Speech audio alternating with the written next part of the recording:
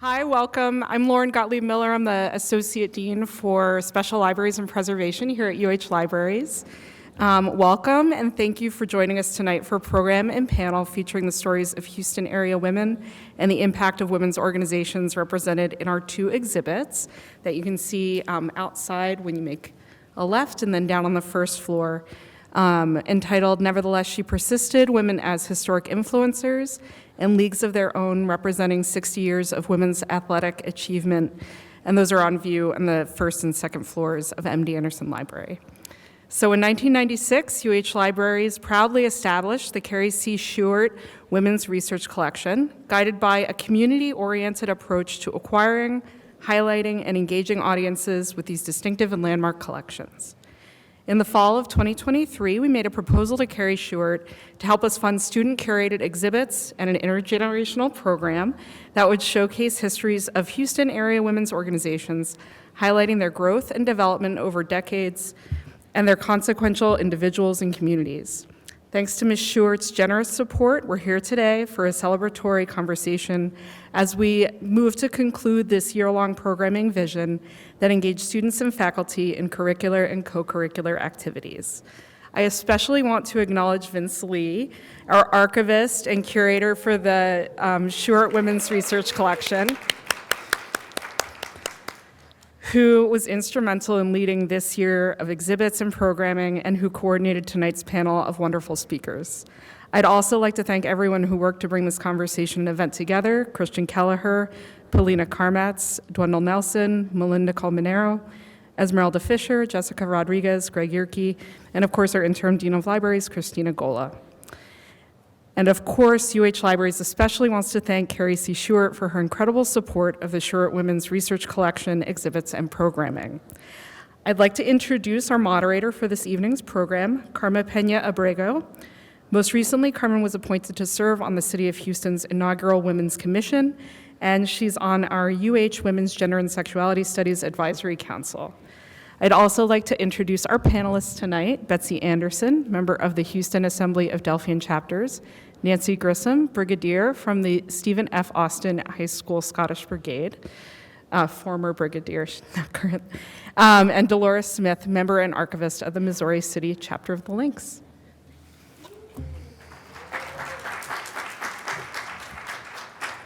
Okay, you can hear me, right? Hello, everyone. We'll get started. So to start the discussion, it would be wonderful to hear from our panelists about each of your organizations. So if you would like to, we'll start here. We can go down that way. Is this on? Just to make sure. Okay. Our organization is called the Houston Assembly of Delphian Chapters, but it started in 1910. And it was to provide college-level education to women who really did not have access to it. It started the person who started was a Harvard professor.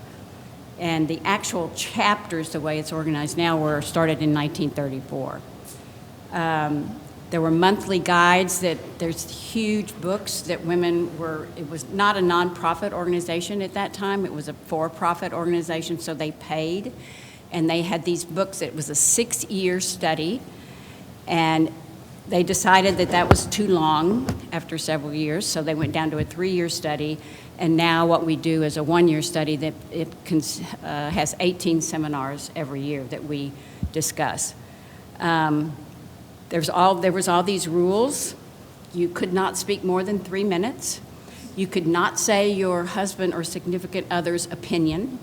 You were supposed to be learning and assimilating information and then using it to draw your own conclusions. So, and that still is pretty much what we do. You are not allowed to have any notes or paper. We don't do that anymore. There's no refreshments ever allowed, and you have to meet at not a family home. So we meet in places like libraries, Central Market, different places like that, people's offices they let us use. So it's trying to make it into more of a study, a serious study. And the 18 seminars are written by professors, sometimes by friends or sons or daughters or people who have some expertise in the field, and it might go from the different kinds of turtles to about an art exhibit or a Mozart thing. So you never, the 18 seminars are always interesting. There's always something you're going to find out that you didn't know about. We do have social activities. I was going to tell you, am I going too long? Okay, well, I was going to actually, it's not the social ones. I'll go into that. The how I became involved. Is that okay? Let's stick with that. This is going to be a two-part question because we'll hear about the organizations, and so next we'll hear from Nancy about her, about the Scottish Brigade. Well, how many of y'all lived in Houston either in the 40s, 50s, 60s, or 70s? I don't think any of, oh, well. The 70s. Well, you may have heard Boston High School out on Dumble Street, right off of Telephone Road. It's a high school that's been there since 1937. And in 1937, when the school was opened, a lady named Beatrice Lytle came from the old Sam Houston School downtown, where she had been a science teacher over there, and she had been involved in their drill team. But she came to Austin High School with the idea that she wanted something Scottish. And so she set about in that first few months of Austin High School, starting in the fall of 1937, and put together uniforms, musical instrument ideas, and Scottish dances. And the school, the students, they put on some uniforms and modeled them for the student body, and they loved them. And so they proceeded with that concept. And the bagpipes didn't come for another year or so. They had to raise the funds for that. But the Scottish Brigade performed at football games and Shrine Ball. Yeah, I don't know, that's gone a long time, so nobody may know what that was. We ushered at the Houston Fat Stock Show when it was at the Coliseum. We ushered at various other special events, one time for President Kennedy when he came to Rice Stadium. But they were active until 1978 when times changed in America. And no longer were young ladies at Austin High School interested in donning a kilt and getting a bagpipe and blowing a bugle on Friday night. So they decided with dignity to disband. And so they did. And 10 years later, at a 50-year reunion of the brigade, it was decided to start an alumni group. And so we started that, and for 30 years, we met, did service projects for the school, but we gave over that 30 years about $250,000 to students at Austin High School. And so again, in 2018, when no young ladies are coming from Austin High School that are there's no Scottish Brigade, so the youngest of us now is about 65, the oldest in their 90s. They're all dropping off every day. And so we decided to disband that. And so we came to a close, and now all we do is go to their funerals. Thank you for, yes, it's on. Thank you for sharing that, Nancy, that history. And now we'll hear from Delores about her involvement with the Links. Or you're going to give us history about Missouri chapter of the Links. Okay, the Missouri City chapter of Links is one of over 300, I think over 300 some chapters all over the United States. Can you hear me? It started, the Links started with two friends who started out just as a friendship, and they evolved into doing community service over the years. We now have 17,000 Links all over the United States, the Bahamas, and in England. My involvement was, I moved to Missouri City back in 1977, I believe, and I had a friend out there. So we decided that we wanted to see if we could participate in community service. So we reached out to the Links to see if we could get a chapter started in that area. And we were successful in getting that chapter started and chartered in May 12, 1979. We started out with 27 links in the Missouri City chapter. We were bound just to do service in the Missouri City area, and after so many years, they allowed us to bring our boundaries into the Houston area. So although we call the Missouri City chapter of Links, we do most of our service now in the Houston community. We started with just 2 men, another girlfriend, so I feel like we kind of copied what the national organization did, because they started with just 2 friends, and it just evolved. We now have 81 members in my chapter. 21 of them are daughters of Links, and then the rest of us are just regular Links.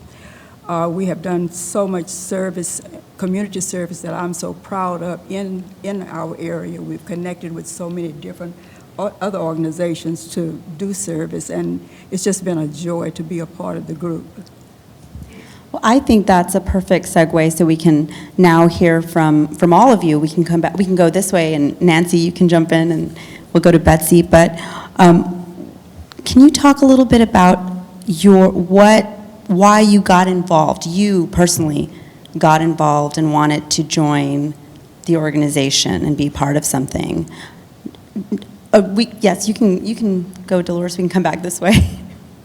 Well, I got involved because I'm basically a person that loves to be involved in community service. And I started, I think, with the Girl Scouts. And that's where I got my joy, from just being able to do service with other people at the Girl Scouts. It went from the Girl Scouts to just other organizations. And I am a person that loves to start organizations. I think I've started 3 or 4 different organizations in and around Houston. I don't necessarily have to stay there, but I do enjoy starting organizations. For instance, before the Missouri City Links, I also helped get a chapter of my sorority, Alpha Kappa Alpha, out in the Missouri City area also. And from that, some of those people were instrumental in helping with the Missouri City Links. If you know me, and as some of these people over there can tell you, I'm always about trying to involve others and involve people in things, and that's basically my philosophy. I love that. I love that I looked out and I could see your daughter just shaking her head. That's right. She started a lot of organizations, a lot of groups. Nancy? Well, if y'all are looking up there and you're seeing us, if they could turn the sound up, you'd probably just want to get up and start marching. That's us. But in my neighborhood, every girl older than me, I was the oldest girl. I have one sister younger. But cousins, sisters, you could hear bugles blowing, bagpipes playing, drums tapping all the time because of practicing, and you just knew that you wanted to be in the Scottish Brigade when you grew up. I can tell you several stories about things over the years that back in, I think it was the Austin 70th anniversary, something like that. I was on a committee that I was to contact former faculty members, and I sent a letter to a lady who I thought was that lady. And turned out it wasn't her, but a lady by the similar name responded and said that, ironically, when she was little, 2 or 3 years old, her parents and grandparents, her grandfather was the pastor at the church across the street from the school. They lived in the parsonage there. And she'd go sit around on those steps of that church every evening, because during the summer, we practiced every day from like 4 to 7, every day during the summer. And then, of course, after school every day during football season. And she said she wanted to grow up and be in the Scottish Brigade. And she said her parents moved away, and she, of course, was not around anymore, but she said she often thought about going back and living with her grandparents so she could go to Austin and be in the Scottish Brigade. But by the time she got to high school, her grandfather had died and her grandmother had moved. So, but that story just, we couldn't believe it, that it had gone to that lady who it wasn't supposed to go to.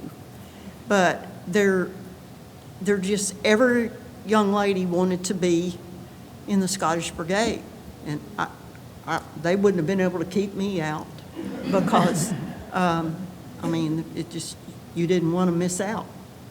Oh, I love that last part, because not everyone can feel like they can perform, you know, Well, and you some couldn't.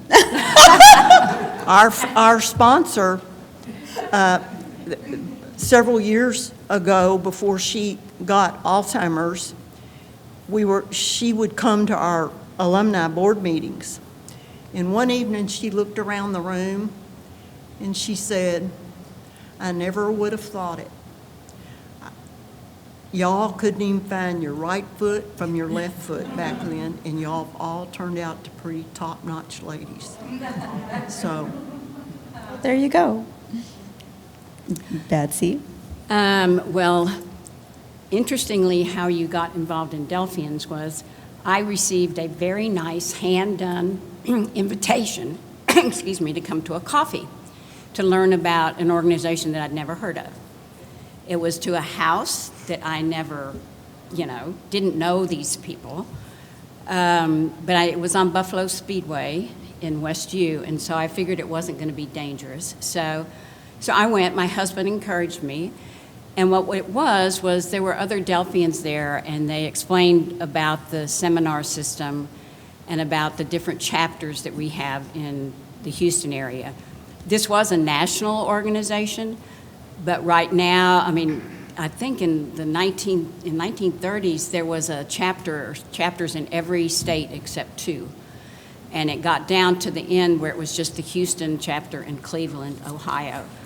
But so I said, well, I'll go and learn about this. I had little kids, they were 4, 5, 7, 11. I was working as a chief financial officer in a corporation part-time. But my husband did encourage me. He said, this will be great because you like to learn. You want to get involved. And I thought what was most interesting to me was that it wasn't just learning, because it is a philanthropic organization. We give scholarships to the University of Houston, and in fact, we gave the very first scholarship ever that was given to a woman here. So we're very proud of that. And for a long time, we only gave scholarships to women. And then Title IX came in 1972 with the Education Amendment, and you couldn't discriminate on sex. So it took them a while to catch up to the Delphians, because we still did just women's scholarships. And then we started doing it for men. And we tend to give scholarships who are not just your normal high school grads. They're people who are maybe single mothers or single fathers who want to go to school but don't have the opportunity. So what they do is they apply. We have a scholarship committee, and we work very closely with the University of Houston and Nancy Clark, who really, really helped us a lot. And we find people, and we love to give the scholarships. We have to, raise all that money. We have various fundraisers. So I think that what impressed me about it was, first of all, I don't think anybody would go to a coffee nowadays to a place that you did not know. But these people were so interested in having everybody learn something, and in also being so proud of giving scholarships to women.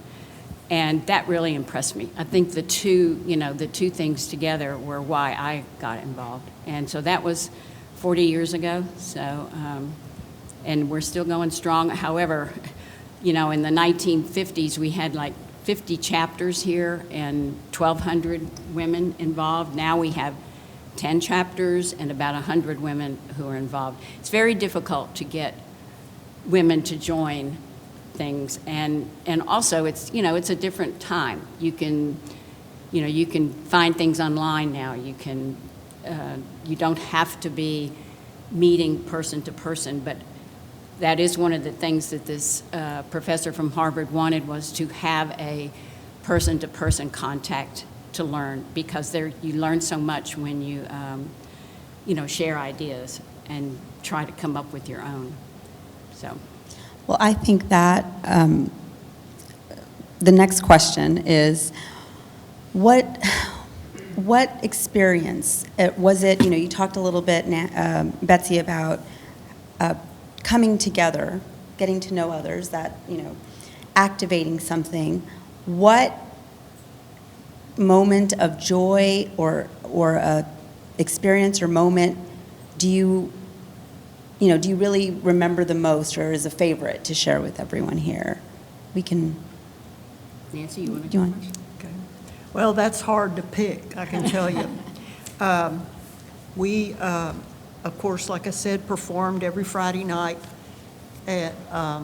for football games. We performed, back in those days, we played at this stadium right over here, because Delmar came along in my senior year, but this was it. And so the stadium would be packed, of course, with teams, audience on both sides, but everybody waited for our performance, and you just couldn't help but, pride and joy of putting on a good performance. Before every performance, we had a thing where we met down below the stadium and got organized and lined up and everything, and we joined hands and formed a circle and uttered a chant. There was a bunch of gibbly-gosh, but we said it 3 times and we said it real low. And of course, people would stand around and try to, what are they saying? What are they saying? And we could never tell them. You could never say what it was. And so that, you looked forward to doing that, because it kind of put you at ease and you knew you were fixing to perform. And I guess the most significant thing was our annual installations, when the officers of one year passed their office to the officer of the next year. And that was a very emotional ceremony. Young lady would step to the microphone and say, open the envelope and say the new whatever is, and they'd run and hug and, all that kind of stuff. And there were about 50 offices, so that went on for an hour or so while they passed those offices down. And so I would have to say that's probably the highlight of the year, was the installation. Delores, what would you say was just a special moment or something that really brought joy during your time serving as a link? I don't know whether this is joy or not, but we had a connecting link, which is one of our husbands, who had donated his organs to the organ donor plan. And it was so moving that our chapter picked it up and started the organ donor plan here in Houston. And from that, the national office picked it up, and so it became a national program for the Links Incorporated. And to me, that was just a joy that someone who I really knew personally and loved personally had donated his organs, and then it became just a big thing. And so we have that every year now, a special day for organ donors here in the Houston area, and really all over the link, in every link chapter. Well, that sounds very, very meaningful, and I love that you described this individual as a connecting link, Yes. because he was married He to. was, yeah, we have connecting links, and we also have arrow links. Our children are called arrow links, and the husbands are called connecting links, and they are involved in some parts of our organization also. Wow. Yes, you're up Okay. next, Betsy. Well, these are such impressive things. I mean, what you have done, Delores, is amazing. I would say that there's a couple of things that stands out for me, and one of them is we're trying to raise money. You know, we're always trying to raise money, but we're also trying to raise, to have fun and to learn. And so several years ago, I started a organization-wide thing where we would participate in a community event to help raise scholarship funds and also to have fun. So for 5 years, we volunteered at the Houston Marathon, running one whole section of gear check. So if you've ever run a 5K, a 10K, a half marathon, a marathon, you know what gear check is. You know, you bring your bag to the people, they sort it, they keep it numbered, they keep it all safe for you. And then you come back after the race and you pick it up. It's full of your drinks or your fresh clothes or whatever. And I think that what we really enjoyed about it, first of all, was that the Houston Marathon Committee does give money for nonprofit organizations if you have enough volunteers and if they stay for enough hours. So it was fun because we were all there together and we were, you know, egging on the participants who were doing something that they'd never done in their life and had dedicated months of training to. And then when they came back in and they were exhausted, we would help them, like when they would drop their glass mug that they got for running the 26.2 miles of a marathon, and they couldn't reach down and pick it up because they were so sore. So we would run out there, and you know, it was just kind of a wonderful feeling to give back, but to also make money, you know, for our scholarships. And we got swag, you know, we got all the cool Houston Marathon stuff, even though most of us didn't run it, so. And the other fun event that we have is a fundraiser, and it's coming up April 24th, and it's a luncheon, and it's a luncheon that has a fashion show, a style show. But the models are members of our chapters. And so we used to have Barry Horn was a big model person here. He had the Barry Horn modeling school, and he would come and for weeks would train us to be a model. And you would learn how to go up and down the runways and how to turn and where to hold your feet and everything. Now it's just, you know, we find a store that will sponsor our fashions, and the members go out and become models. And we have all different shapes and sizes of people, but everybody is having a great time, a fun time. And you get to go to the stores. Now this year it's going to be Chico's. So what they will do is you will go and get fitted to be a model. They'll tell you things about your coloring, you know, what you should wear, and try to give you some tips on your own fashion. So we have a silent auction at this, which makes a lot of money, actually. And Chico's will be there selling some of their stuff, and they will give money to us also. So I would say that those two events seem kind of social, I guess, but in the end, it's social in order to raise money. And, you know, that's really, I think some people in the organization feel that the crux of the organization is giving scholarships. And some other people would say, well, the crux of the organization is getting together and discussing seminars and serious papers. So it's a dual thing. Well, oh, did you have something, Delores? I appreciate her event, but I also would like to pitch my event. Oh, by all means, I think we want to hear about what you have coming up. The Missouri City Chapter and the Choice Foundation are having an event on April 26th at the Bell Tower, where we raise money for scholarships also for youth and and also to do programming, to help us with our programming of youth coming up. So I invite all of you to buy a ticket. Well, I think, given that we heard from Delores and Betsy about what their organizations are currently doing, what they have coming up, it would be wonderful to hear, and you mentioned this earlier, Betsy, you touched on it. It's difficult to get younger people to join, younger women to join clubs and get involved in organizations. So what advice would you give to young women who are looking to get involved just like you did? Well, my advice would be that first you need to realize what your talents are and what your interests are. And even if you don't know exactly what they are, maybe some skills that you want to learn, and try to find an organization that has that. Where do you find the organizations?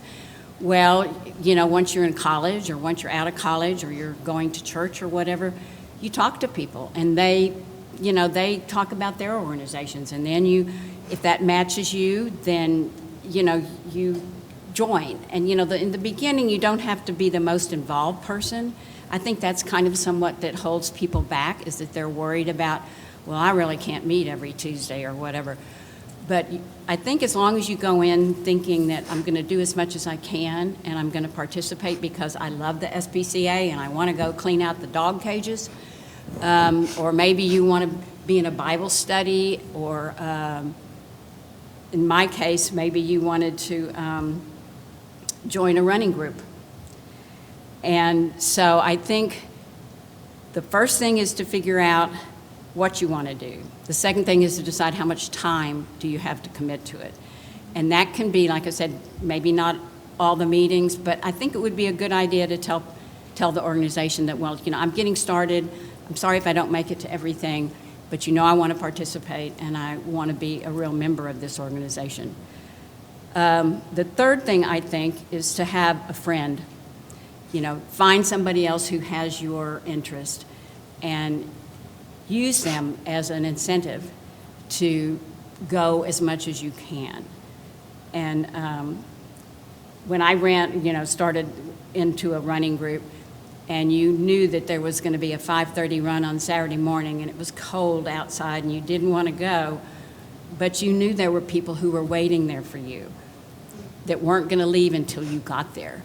And so I think having a friend just kind of gives you that incentive, or maybe it's a little guilt trip, I don't know, but it works. So I think that's very important that you have somebody holding that. I think this holds for men too.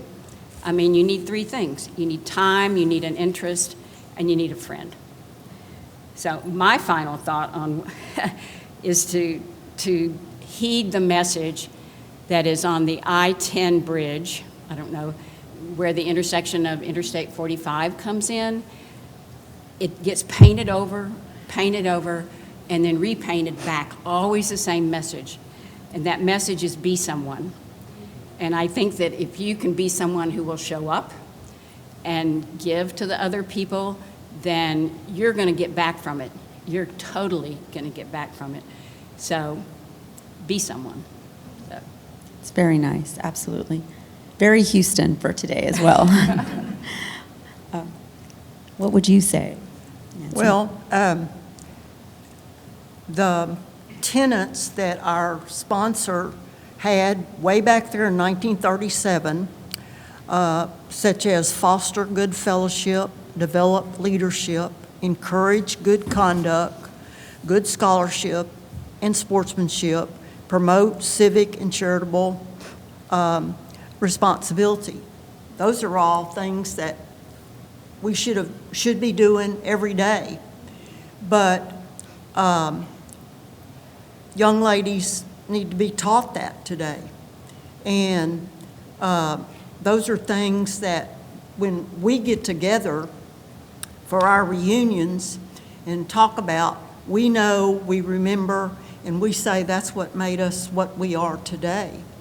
But it's real important that young ladies be taught those kind of things, and you should encourage that.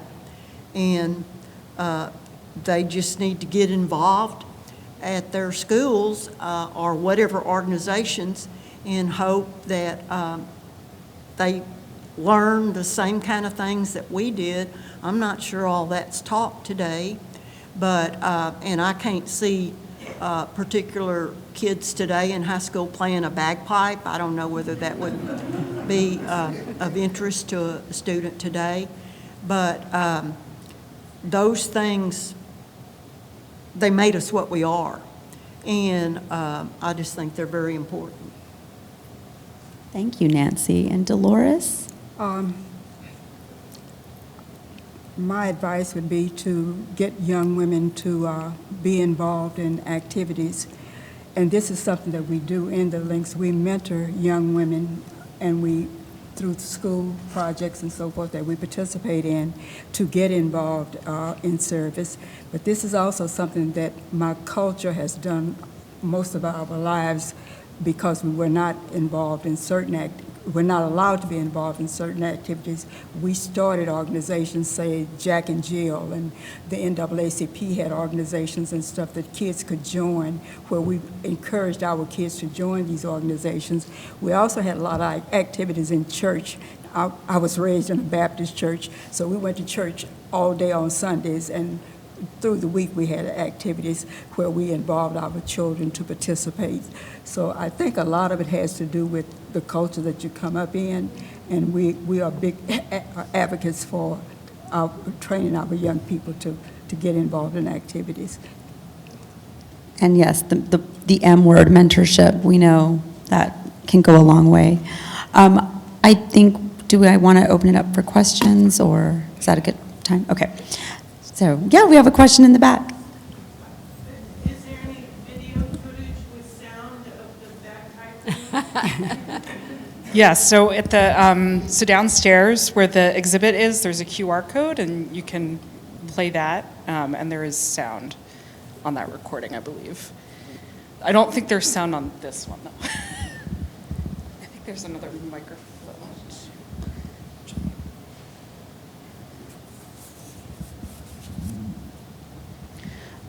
Hi, thank you for being here. I'm Julie Grobe here at the library, and I was wondering, I've been in classes and organizations with women before, and I wondered if you could talk about what does it mean to you to do these activities in an organization that is solely or primarily made up of women? What is that experience like?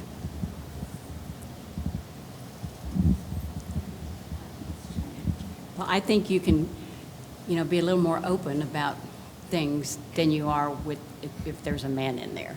You let it all hang out. And so they know your deepest secrets. They respond as a woman, which I think is also important, that you get the feedback from another person who might have had that same problem.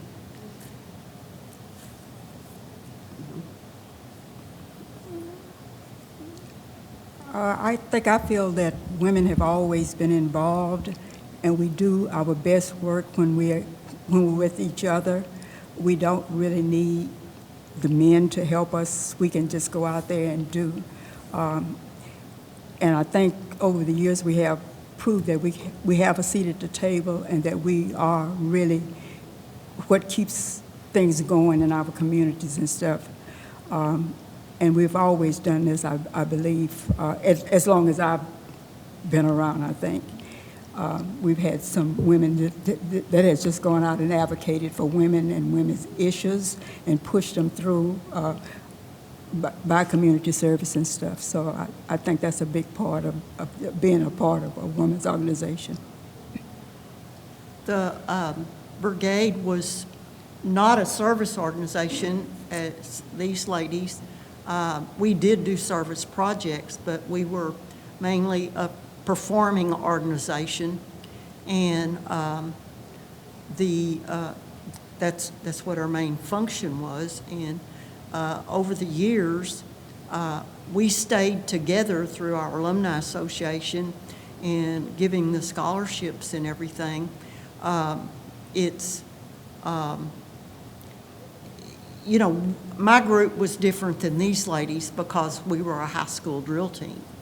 And boys couldn't join, and boys, we didn't let boys do anything. They stood on the sideline a long time ago. There's a story that a football player, which I never could substantiate who it was or whatever, but he wouldn't go into the locker room during halftime because he wanted to stay out and watch our performance.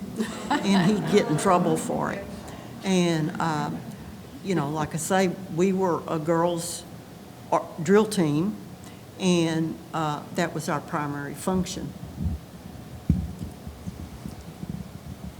I just want to add one other thing on that, that we do have what we call the Delphian Man of the Year, because there's support, and it can be support from women, but then there's also support from your outside significant others, and we'd like to recognize that also. I just want to thank all of you for being here. I'm Monica Fontenot Poindexter, and each of your organizations are unique, and I appreciate you sharing about the scholarships and working with the youth as well, Ms. Nancy. But I'm wondering,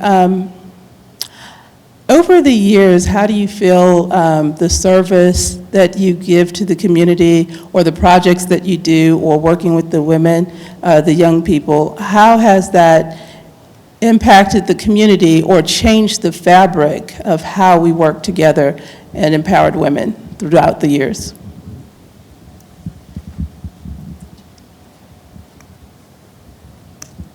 Well, I think that would be an individual answer because, you know, to impact the community, we have a huge community, you know.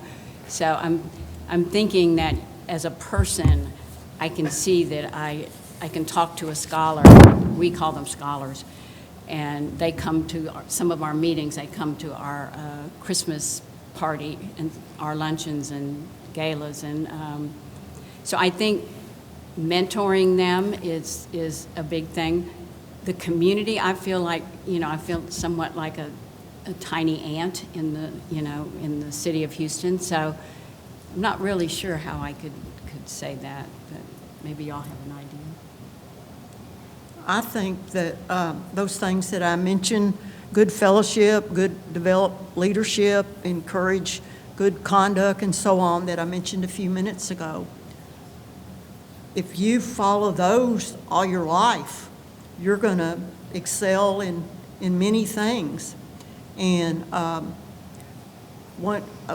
my organization put together a anthology back in 2010 where we offered ladies of the brigade opportunities to write a story of whatever they wanted to write about. There's a copy of it in the archives here. And me and another young lady put the thing together. She encouraged people to submit things, and I put them together, and we got it published and sold it for scholarship money.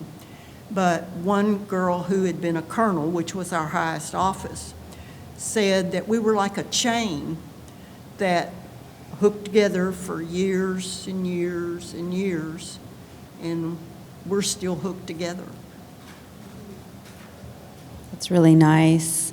And the exhibit, I had the opportunity to look today and just encourage everyone to definitely spend some time looking at the everything that's in the exhibit. There's so much there, and the way that sharing stories is just, that's the theme, I think, and we just want to continue to do that and listen. I enjoyed listening to the three of you, so thank you so much.